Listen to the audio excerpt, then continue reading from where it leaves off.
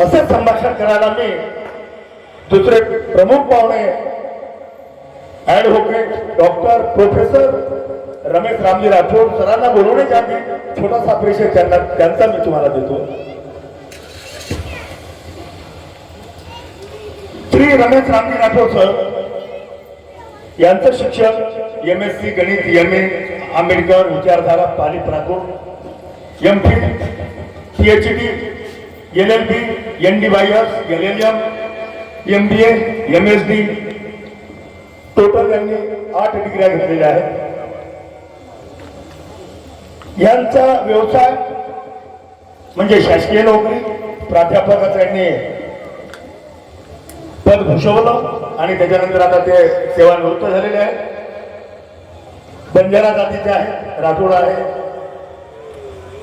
आणि दुसरे म्हणजे माझे सख्खे मामे भाऊ आहेत.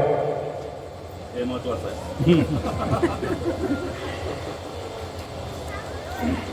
इतर भूषवलेले पद त्यांची येण्याप्रमाणे सचिव विमुक्त जाती व भटक्या जमाती सर्वांगीण विकास सेवा संस्था नागपूर, माजी संघटन सचिव महाराष्ट्र बंजारा कर्मचारी सेवा संस्था मुंबई, माजी अध्यक्ष अखिल भारतीय विचार मंच नागपूर, सचिव डॉक्टर बाबासाहेब आंबेडकर विचार मंच नागपूर, अध्यक्ष मातोश्री पुत्रीबाई बाल संस्कार केंद्र आरंभी जिल्हा यवतमाळ, सचिव मागासवर्गीय गृहनिर्माण संस्था नागपूर, सरचिटणीस विज्ञान विचार मंच नागपूर, सदस्य कास्ट्राईट कर्मचारी संघटना नागपूर, सचिव संत सेवालाल स्मृती प्रतिष्ठान नागपूर, अध्यक्ष बंजारा लोक साहित्य संस्कृती जतन व प्रतिष्ठा केंद्र नागपूर, संचालक बंजारा सांस्कृतिक लोकनृत्य मंडळ नागपूर, संचालक बंजारा हस्तकला केंद्र नागपूर, सचिव विज्ञान नगर कोऑपरेटिव्ह सोसायटी विज्ञान नगर नागपूर. अशी वेळ खूप जास्त झालेला आहे आणि माझ्याकडे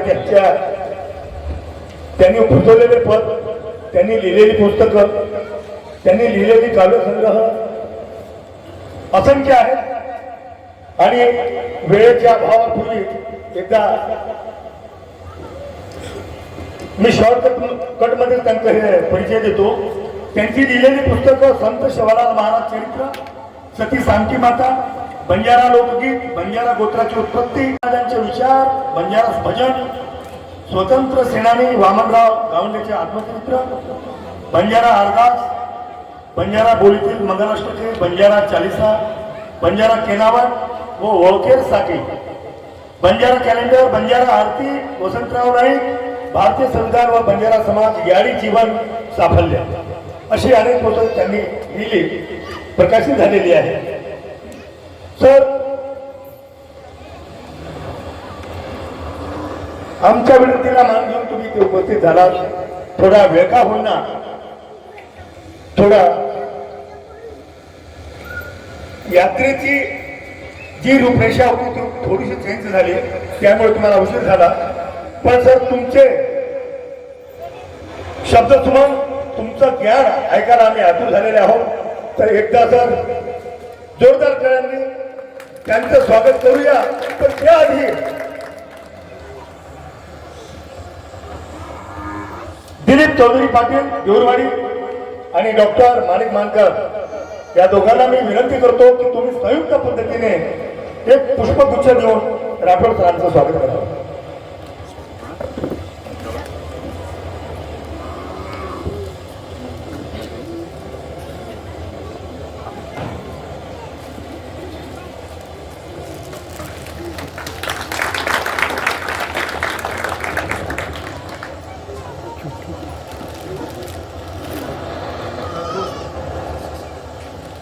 राठोड सर,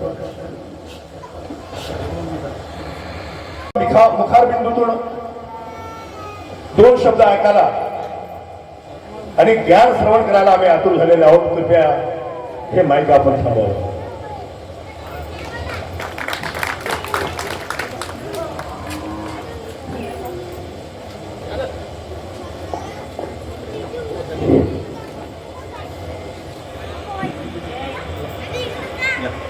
छत्रपती शिवरायांची आठवण करूया.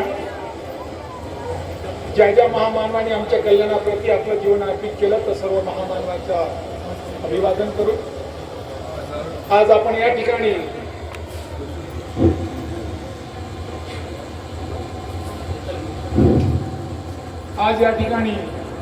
महात्मा ज्योतिबा फुले यांची 199वी जयंती या गावांमध्ये साजरी होत आहे. अत्यंत आनंदाचा दिवस आहे. या कार्यक्रमानिमित्ताने या विचारपीठावर उपस्थित असलेले आमचे सन्माननीय मित्र जावेद पाशाजी हे अत्यंत मोठे विचारवंत आहेत, अभ्यासू आहेत आणि समाजामध्ये एक मोठी विचारवंत आणि चळवळीचे मोठे व्यक्ती म्हणून. त्याचबरोबर या विचारपीठावर आताच डॉक्टर भारती सर गेले, त्याचबरोबर आदरणीय ऋषिक राठोड सर, आणि ज्या व्यक्तीने या कार्यक्रमाचं आयोजन करण्याचं धाडस केलं, आपल्या लोकांना एकत्र गोळा करण्याचं धाडस केलं, ते आमचे आदरणीय चव्हाण साहेब. आज आपल्या गावांमध्ये हा ज्योतिबा फुलेंची जयंती आम्ही साजरी करावी हा मानस गावकऱ्यांनी केला. कमीत कमी 200 वर्ष पूर्ण होण्याला 1 वर्ष बाकी असताना गाजीपूर गावकऱ्यांनी आठवण केली की कोणीतरी आमचे ज्योतिबा होऊन गेले या भारतामध्ये. कारण 200 वर्षानंतर आम्हाला आठवलं की कोणीतरी व्यक्ती असा होऊन गेला. आज तुमच्या धाडसीला, तुमच्या या उपक्रमाला आम्ही तहेदिलाने तुमचं अभिनंदन करतोय.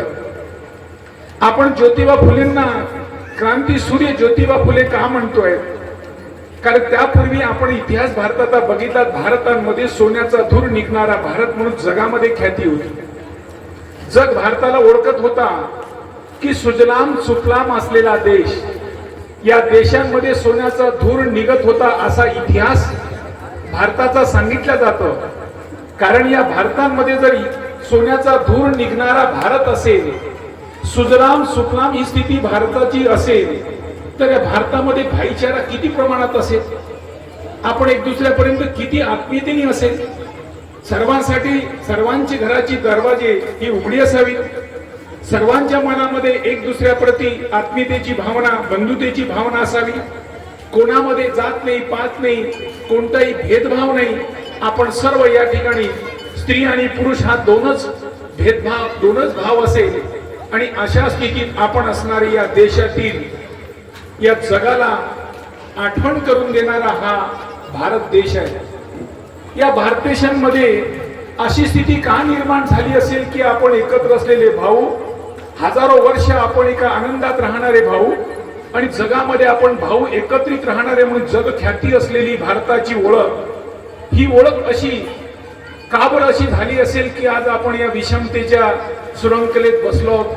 कारण देशांमध्ये भारतातली नसून विदेशातली माणसं इथे आली आणि विदेशातली माणसं इथे आल्यानंतर त्यांना बघितलं की भारतामध्ये सुजलाम सुफलाम आहे, इथे भाईचारा आहे. या भाईचाराला जर आपण दुरावा निर्माण करायचा असेल आणि आपलं पोट चांगलं भरायचं असेल तर या लोकांमध्ये येऊन या लोकांवर आक्रमण करायला पाहिजे. पण हळूहळू आमच्यामध्ये एवढा भाईचारा होता की आम्ही एक दुसऱ्याची दूर जात नव्हतो, दुरावा निर्माण करत नव्हतो. कधी कधी बघा, एका तथागत बुद्धांनी वज्जी संघाबद्दल सांगितलं.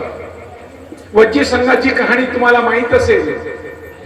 एक वज्जी संघ म्हणजे एक मोठा काही लोकांचा संघ होता आणि त्या संघांमध्ये जसं आता गावकरी मंडळी तुम्ही ठरवलं की आपल्या गावांमध्ये कार्यक्रम घ्यायचा आहे, हा कार्यक्रम घेण्यासाठी गावकरी मंडळी तुम्ही एकत्र बसला आणि एकत्र बसून तुम्ही ठरवलं की आपल्याला ज्योतिबांची जयंती साजरी करायची आहे.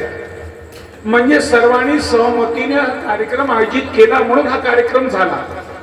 म्हणजे पूर्वीच्या काळी वज्जी नावाचा एक संघ होता, त्या संघातील माणसं एकत्र येऊन प्रत्येक काम करायची. त्या वज्जी संघावर आक्रमण करण्यासाठी अजातशत्रूच्या मनामध्ये एक भाव निर्माण झाला आणि त्याला वाटलं की हे लोक एवढे एकत्र राहतात आणि एकत्र राहिल्यामुळे यांचा जो कुटुंबिक जिव्हाळा आहे, आर्थिकता वाढलेली आहे, भाईचारा वाढलेला आहे हे भाईचारा हे दूर करण्यासाठी किंवा यांची संपत्ती आपल्याला लुटण्यासाठी यांच्यावर आपल्याला आक्रमण करायची इच्छा झाली. ती आक्रमण करण्याची इच्छा झाल्यानंतर परंतु अजातशत्रूच्या मनामध्ये शंका होती की आपण जिंकणार किंवा नाही. यासाठी मी तथागत बुद्धांकडे जातो आणि बुद्धाला विचारतो. तेव्हा ते तथागत बुद्धांकडे येतात आणि तथागत बुद्धाला आल्यानंतर म्हणतात की अजातशत्रूचं म्हणणं आहे की ते वज्जी संघावर त्यांचं आक्रमण करायचं आहे. तेव्हा तथागतांचा शिष्य होता आनंद.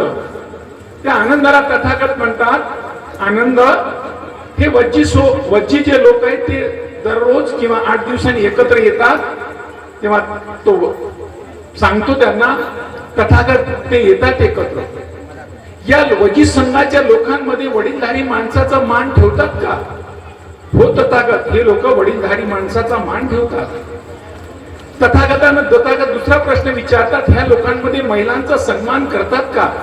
हो तथागत, हे महिलांचा सन्मान करतात. हे लोक कोणतेही घटना घडवायची असेल, काही काम करायचं असेल तर त्या कामावर एकमत निर्माण करतात का आणि एकमत करून काम करतात का?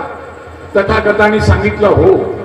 हे सर्व गोष्टी अजातशत्रूंनी ऐकल्यानंतर म्हटलं की आपण त्याच्यावर आक्रमण करू शकत नाही, कारण ते लोकांची एकी एवढी प्रबळ आहे आणि या प्रबळ एकीमुळे आपण काहीच करू शकत नाही. ह्या अजातशत्रूचा एक पुरोहित होता. त्या पुरोहितने त्यांना सांगितलं की आपण एक असं रचना रचूया.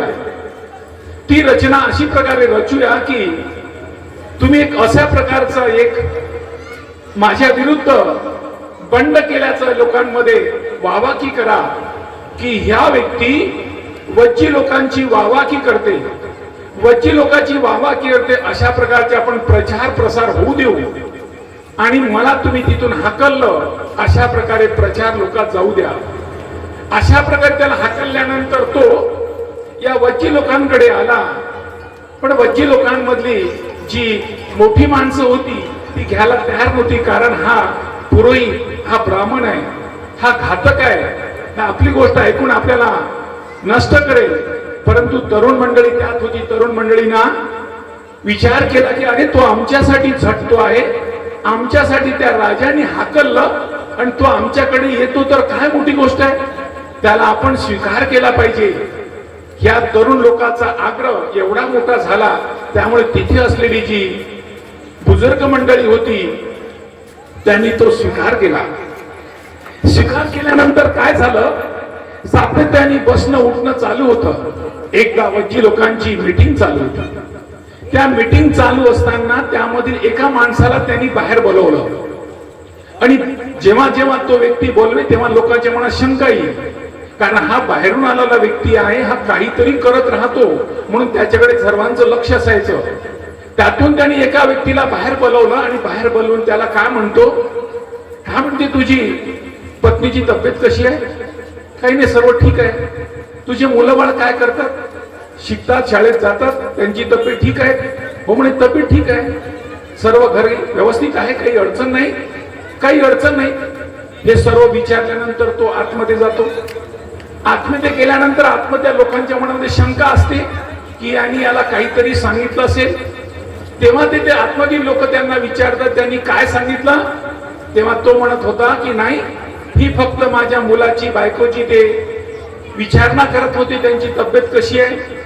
लोकांच्या मनात शंका आली, अरे एवढी छोटीशी गोष्ट तो आमच्या 4 लोकांना सांगू शकला असता, एकट्याला बोलवण्याची काय गरज. त्यांनी एकट्याने तुम्हाला काहीतरी सांगितलं असेल आणि ते तुम्ही लपवत आहात. नाही नाही, तुम्ही लपवत आहात असा लोकांचा त्याच्यावर भडीमार होत होता शब्दाचा. आणि तो म्हणायचा नाही, मला एवढाच विचारला. असं करता करता ते वज्जी संघामधला जे मंडळी होती ती एक एक तुटत गेली. जाऊ द्या म्हणे, तुमच्या मंडळात मी बसतच नाही, कारण मी जे सांगतो त्याच्यावर विश्वासच नाही. अशा प्रकारे हळूहळू त्या संघातील एक एक माणसं तुटत गेली, दूर गेली. आणि तुटत गेल्यानंतर त्यांनी त्या राजाला सांगितलं की आता तुम्ही या लोकांवर आक्रमण करू शकता. आणि त्यांनी त्याच्यावर आक्रमण केलं आणि ते जिंकल्या गेलं. अशा प्रकारे विषमतेची बीज पेरणारी ही मंडळी भारतात आली आणि भारतात आणून भारतातील लोकांवर हळूहळू त्यांची मानसिकतेत गुलामी त्यांच्यात बसवली. आणि मानसिक गुलामी बसवल्यानंतर त्याला त्या एका जातीत म्हणजे बाटवल्या गेलं आणि त्या जातीला बाटल्याने त्यांची शंका दूर नाही झाली, त्यांचं समाधान नाही. त्या जातीचे पोट जाती निर्माण केल्या आणि पोट जाती निर्माण करून त्याला त्या जातीतच सर्व लग्न व्यवहार करायचं, त्या जातीच्या रूढी परंपरा वापरायच्या, त्या रूढी परंपरेच्या बाहेर कोणी जायचं, जर कोणी त्याच्या बाहेर गेला तर त्याला शिक्षा केल्या जाईल अशा प्रकारे तरतूद केल्या गेली आणि तरतूद करून एक मोठा ग्रंथ लिहिला गेला आणि त्या ग्रंथाचं नाव आहे मनुस्मृती. या मनुस्मृती करता आणि या भारतातील सर्व लोकांना विभागून टाकलं. पाशा सर म्हणत आहे, पाशा सर तुम्ही आम्ही भाऊच आहोत, भावाला जर एका ताटात बसू देत नसेल, भावाला एकत्र खाऊ देत नसेल तर भाऊ तर जो खाऊ देणाऱ्याकडे जाणारच आहे. आज आमच्यामध्ये ही परिस्थिती का झाली? आम्ही एक पेक्षा दुसरं नाही. शिवाजी महाराजांना जी मदत केली ते शिवाजीचेच अनुयायी आहेत, परंतु धर्मव्यवस्थेने समाज व्यवस्थेने एवढी जखड प्रकारची त्यांच्यावर बंधनं लादली आणि जखड प्रकारच्या बंधनामुळे ते अडकून गेली.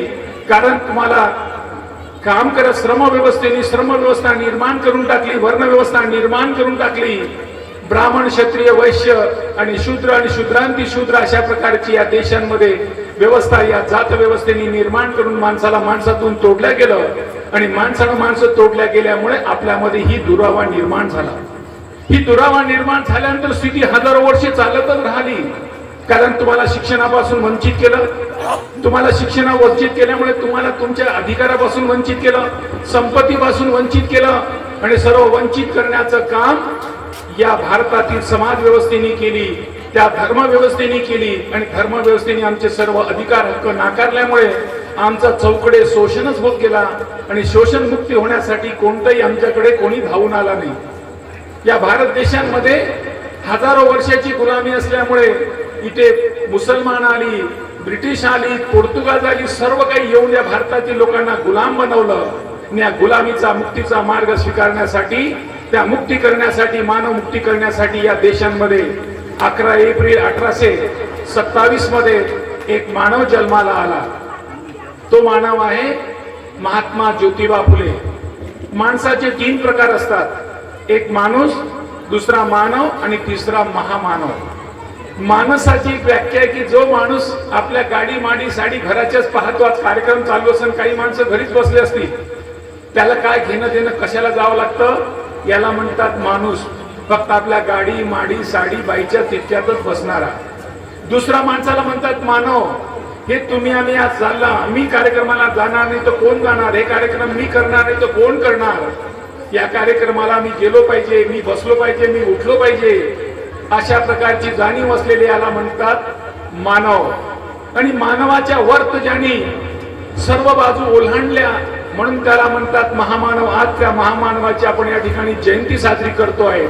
हे महामानवाचे फोटो लावले, कधी आपल्याला 10 रुपये दिले नाहीत, कधी आपल्याकडे भेटीला आले नाहीत, आपल्या वडील आजोबांनी आले नाहीत आणि हे कधी जन्माला आले, कधी मरण पावले हे आपल्याला माहित नाही. तरी परंतु आज आपण त्यांच्या विचारांची पेरणी करतो, त्यांच्या विचारांचं जागरण करतो. म्हणून नेहमी लक्षात ठेवा, विचार ही माणसाला घडवतं.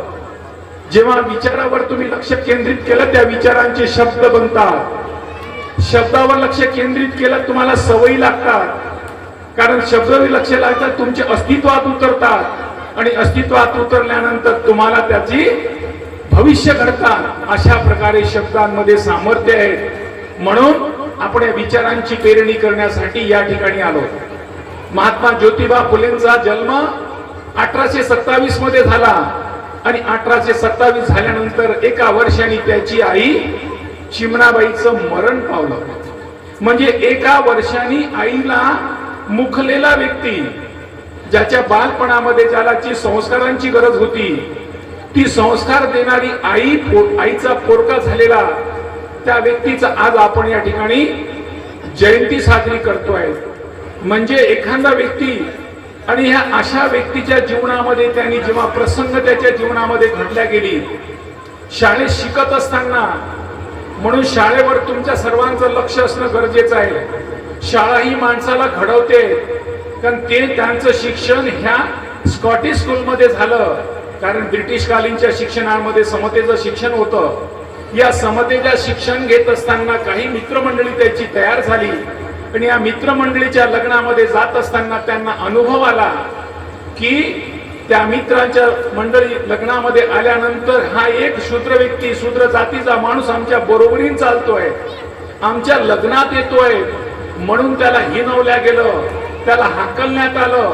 आणि हाकलण्यात आल्यानंतर तेव्हा तो प्रसंग आपल्या बापाला सांगतो, तेव्हा बाप म्हणते तू धन्य आहेस, कारण ही ब्रिटिशकालीन व्यवस्था आहे. हे जर पेशवाई असतं तर तुला हत्तीच्या समोर तुडवलं असतं. म्हणून तेव्हापासून त्याच्या मनामध्ये खीळ वाटतं. आणि अशा प्रसंगामध्ये एक अनुभव त्यांच्या समोर येतं, कारण ते असेच विचार करत असताना जाताना काही मंडळी पाठीमागे गाडगं, तोंडासमोर गाडगं आहेत, पाठीमागे झाडू आहेत आणि अशा प्रकारचे झाडू घेऊन ते भीक मागून कुठेतरी एका झाडाखाली जेवण करत आहेत.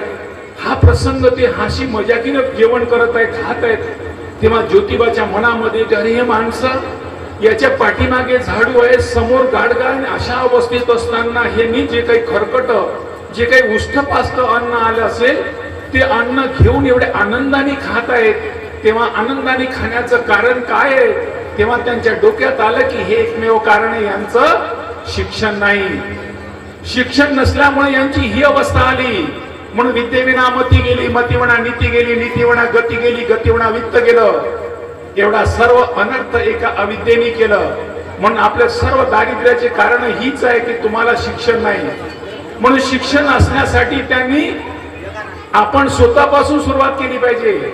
1840 मध्ये त्यांचं लग्न झालं आणि 1840 झाल्यानंतर 1848 मध्ये तो व्यक्ती वयाच्या 21व्या वर्षी आपल्या समाजातील लोकांना शिकवण्यासाठी स्वतःला तयार करतो, आपल्या कुटुंबाला तयार करतो, आपल्या पत्नीला तयार करतो आणि तुमच्या आमच्या शिकण्यासाठी शाळा निर्माण करतो. त्यांना माहित आहे की शिक्षणामुळे माणसाची मती येतं, म्हणजे डोकं येतं, आणि शिक्षण माणसाला खरं आणि खोटं कळवतं आणि खरं खोटं करण्याची परीक्षा तुम्हाला तुमच्या शिक्षणातून मिळतं. म्हणून सर्वांनी आपण लक्षात ठेवलं पाहिजे, आपल्या मुलांनी काही केलं पाहिजे. मोडी विका, झोपडीत राहा, फाटके कपडे घाला, परंतु मुलांना शिकवा आणि शिकवत असताना चांगल्या शाळेत शिकवा, चांगल्या शिक्षकात सानिध्यात ठेवा आणि त्याला कळू द्या की या शिक्षणामुळे काय फरक पडतोय. आता माझ्या बरोबर सांगत होते की माझ्याकडे पोस्ट 12 डिग्री आहे. मी हायकोर्टाला प्रॅक्टिस करतोय.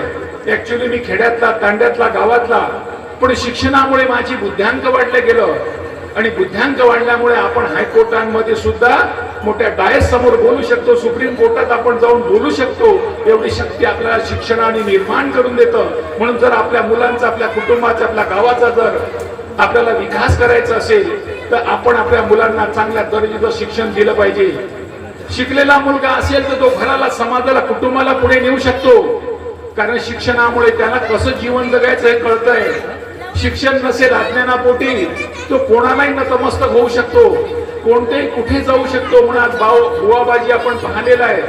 जर चांगल्या दर्जाचं शिक्षण तुम्ही घेतलेला असाल तर तुम्ही कोणत्याही बुवाबाजीच्या पाठीमागे लावू शकत नाही.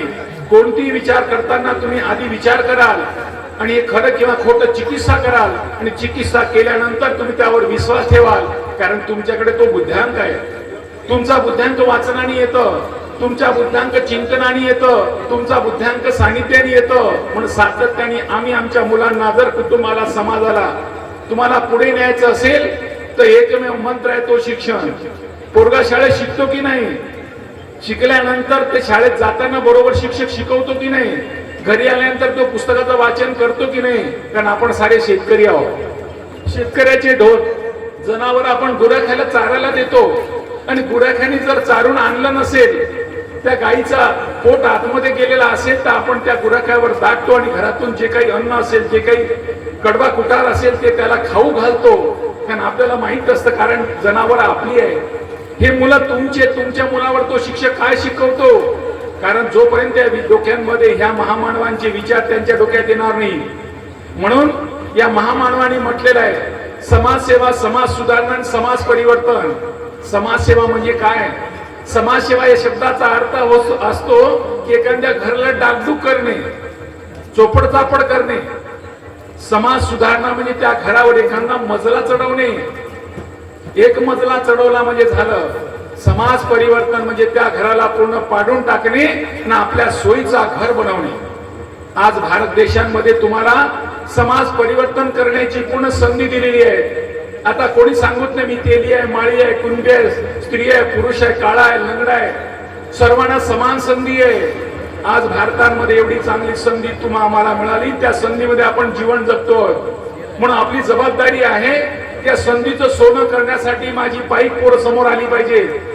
जर आजची चूक उद्याला तुम्हाला व्याजासहित भरावं लागेल, कारण उद्या येणारी पिढी, कारण तुम्ही सुटा बुटा थाटा माटात आहात. तुम्ही त्या ठिकाणी सुप्रीम कोर्टापर्यंत जाता, तुम्ही विमानाने प्रवास करता, तुम्ही चांगल्या हॉटेलमध्ये चांगल्या ठिकाणी खाता. ज्या धर्म व्यवस्थेने समाज व्यवस्थेने हजारो वर्ष त्यांची मानसिकता ती बनवलेली त्या ठिकाणी तुम्ही गेला तर त्यांचे खालीवर होता. म्हणून लक्षात ठेवा, तुम्हाला धार बुद्धीनेच द्यावं लागेल. बुद्धी विकसित झाल्यानंतर सर्व गोष्टी करता येईल, बुद्धी नसेल तुम्हाला करता येणार नाही. म्हणून महात्मा ज्योतिबा फुलेंनी सर्वात प्रथम तृतीयरत्न नाटक लिहिलं. त्या नाटकांमध्ये संवाद केला की बाबा रे काय असा करतो तू. काही लोक या देवाला, काही या देवीला, काही या पूजेला, काही त्या पूजेला का जातात, कारण बुद्धीचा विकास नसल्यामुळे बेधडाची गर्दी तिथं होतात. कारण डोक्याचा विकास झाला नसतो. त्याला वाटलं कोणती तरी शक्ती येते माझं भलं करते, ती शक्तीवर तो विश्वास ठेवतो, पिढ्यानपिढ्या त्याच्या पिढ्या बर्बाद होतात. म्हणून तुम्हाला पिढीतून मुक्त व्हायचं असेल, समाजातून चांगला विचार घडवायचा असेल, आता राठोड साहेब बघा एक अधिकारी झाले, आता समाजांमध्ये ती पेरणी करा की आपण हा समाज चांगला घडला कसा, या समाजाला पुढे नेण्यासाठी आपण काय केलं पाहिजे. गावांमध्ये लायब्ररी लावा, गावातली लोकांनी लायब्ररी असेल तर एक अशी जसं दुकान, जसा एखादा भाजीपाला विकतोय, तो भाजीची ज्याप्रमाणे भाजीवाला म्हणतो तसं त्यात पुस्तकं ठेवा. ती पुस्तक पूर्ण गावात फिरवा. काही महिला तुमच्या याच्यात लायब्ररीत येत नसेल तर तिथून पुस्तक घेईल, ती पुस्तक वाचेल, तिथं ठेवेल. तुमच्या गावात प्रचार होईल की बघा गाजीपूर या गावांमध्ये शिक्षणाची ज्योत लावलेली आहे. हे लोक शिकलीत, परंतु जे घरी बसलेली आहे, जे गावात काम घरी बसलेली जी महिला आहे, घरी बसलेला जो म्हातारा आहे, तो लायब्ररीत येऊ शकत नाही, त्याला कोणी काही सांगू शकत नाही. याला बुद्धीचा विकास करायचा आहे. जोपर्यंत तुम्ही झाडाला पाणी देता झाड हिरवं राहतं, दररोज पाणी द्यावं लागतं झाडाला, घराला दररोज झाडावं लागतं, घर साफसुथरी राहतं. तसं तुमच्या डोक्याला सुद्धा दररोज चांगले विचार द्यावं लागतं. चांगले विचार नसेल तर तुमचं डोकं रसातळाला जातं. आता आपण सारे शेतकऱ्याचे लोक, आता शेतकरी उन्हाळ्यामध्ये शेतीचं काम सुरू करतोय.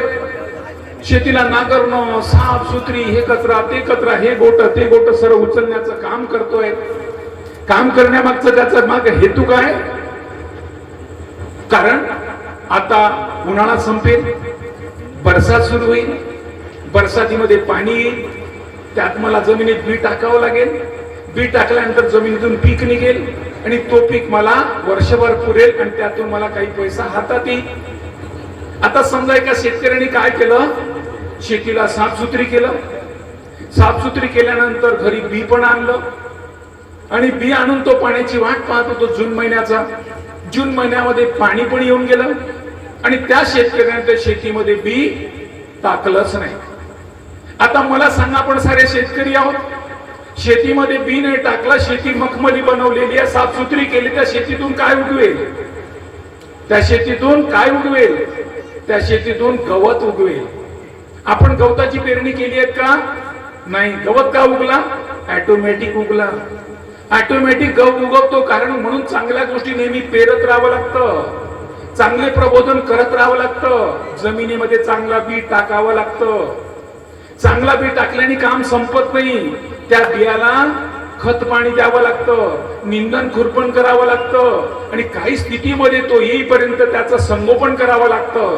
विचारांचं असंच आहे, जर विचारांची पेरणी नाही केली तर तो गवत वाढतो, एवढा वाढतो, एवढा वाढतो की त्या गवताला काढण्यासाठी मोठा नांगर आणावं लागतं, लोखंड्या नांगर आणावं लागतं. अशी आपली मानसिकता बनून जातं. कोणत्या तरी देवाचा कोप आहे, कोणती तरी 7.5 माझ्या मागे लागली आहे, मला बरकतच येत नाही, मग चला या देवाला, चला या धर्माला, चला या पूजेला, मग घ्या त्यासाठी बकरा, घ्या त्यासाठी देवीचा कोणता तरी नैवेद्य, आणि म्हणून आपण पुन्हा त्या गचकऱ्यात जात राहतोय.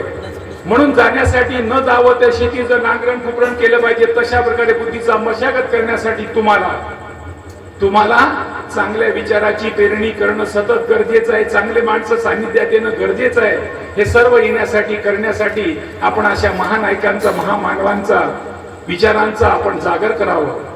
ज्योतिबा फुलेंच्या जीवनामध्ये अनेक प्रसंग घडली. त्या प्रसंगातून ज्योतिबाला आम्हाला चांगले विचार दिले, चांगले आचार दिले. आपण ज्योतिबाचा तीर्थरत्न हा नाटक आहे. त्यानंतर ज्योतिबांनी पाहिलं की सरांनी म्हटलं की शिवाजी महाराजांचा पोहडा, शिवाजी महाराजांची पहिली जयंती 19 फेब्रुवारी 1869 मध्ये त्यांनी पहिलीच केली. ती जयंती करून तुम्हाला जागवलं की आमची कुलवाडी राजा म्हणजे शेतकऱ्यांचा जो राजा आहे, त्या शेतकऱ्यांच्या राजांची आपण जयंती साजरी करावी. ही जयंती साजरी करण्याचं त्यांनी त्या प्रसंगी अनुभवलं. आणि जेव्हा तो जयंती शोधण्यासाठी त्या ज्योतिबांचा, आपल्या शिवाजी महाराजांचा जे शोध घेत होते, ज्या ठिकाणी त्यांची ही होती ज्योतिबांची, आपल्या शिवाजी महाराजांची शोधण्यासाठी, त्या ठिकाणी त्यांना काय अडचण आली, किती प्रकारचे धर्मव्यवस्थेने त्याला त्रास दिला. त्या धर्मव्यवस्थेने त्रास दिल्यानंतर त्यांनी ब्राह्मणाचे कसब हे पुस्तक 1883 मध्ये लिहिलं. त्याचबरोबर त्यांनी गुलामीचं पुस्तक लिहिलं. या मानसिकतेतून दूर करण्याचं काम आपल्या ज्योतिबा फुलेंनी केलं. आणि ज्योतिबा फुलेंचा हा सर्व कालखंड करून त्यांनी 24 सप्टेंबर 1873 मध्ये त्यांनी हा आपल्या सत्यशोधक समाजाची निर्मिती केली आणि आपल्याला सर्व सत्य काय हे जाणवण्याचं काम केलं. आणि 28 नोव्हेंबर 1888 मध्ये त्यांचा देहांत झाला, निर्वाण झाला. त्यापूर्वी त्यांना 11 एप्रिल 1888 मध्ये महात्मा ही पदवी मोठ्या प्रमाणात मुंबईमध्ये देण्यात आली. अशा महानायकांचा आपण या ठिकाणी जयंती साजरी करण्याचा धाडस केला. आणि म्हणून मी सर्व गावकऱ्यांचा तहेदिलाने आभार व्यक्त करतोय. तुमचा अशाच प्रकारे आपल्या गावांमध्ये चांगले चांगले विचार तुम्ही पेरत राहावं. कोणतंही निमित्त असो, त्या निमित्ताने आपल्या गावातील मुला मुलींचा सर्वांचा विकास व्हावं, आपल्या गावाचं नाव उज्ज्वल व्हावं. गावांची आज जर तुमच्या गावातला व्यक्ती बाहेर जाऊन आल्यानंतर त्याला वाटलं की आपण ही पेरणी गावात केली पाहिजे, यामध्ये कोणती भविष्यातली आपले मुलं चांगले निर्माण होतील. आणि चांगले निर्माण होण्यासाठी चांगल्या वक्त्याला या ठिकाणी आमंत्रित केल्या गेलं. आणि हा सर्व योग एक चांगला व्यक्ती निर्माण झाल्यानंतर होऊ शकतं. म्हणून गावकऱ्यांना हीच विनंती, आपल्या मुलींपैकी, आपल्या मुलांपैकी भविष्यांमध्ये चांगले व्यक्ती घडू शकतात. सुप्रीम कोर्टाचे जज होऊ शकतात, हायकोर्टाचे जज होऊ शकतात, कलेक्टर होऊ शकतात, मोठ्या पदावर जाऊ शकतात. ही सर्व पेरणी करण्यासाठी चांगल्या विचारांची आपल्याला गरज आहे. या निमित्ताने चांगला विचार आपण पेरला जाऊ हीच अपेक्षा करतोय. मला या ठिकाणी आपण मला येण्याची, बोलण्याची संधी दिली आणि आपण मला जे विचार ऐकून घेतलं, त्यामुळे सर्वांचं मी तहेदिल आणि आभार व्यक्त करतो आणि माझ्या वाणीला विराम देतो. साधू साधू.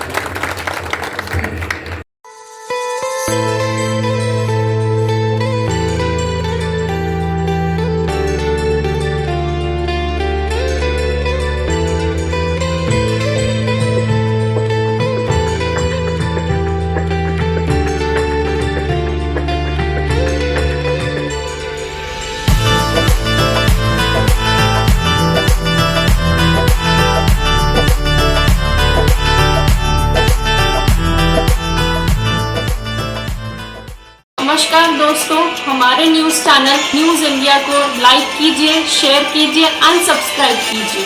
हम मिलेंगे फिर। धन्यवाद।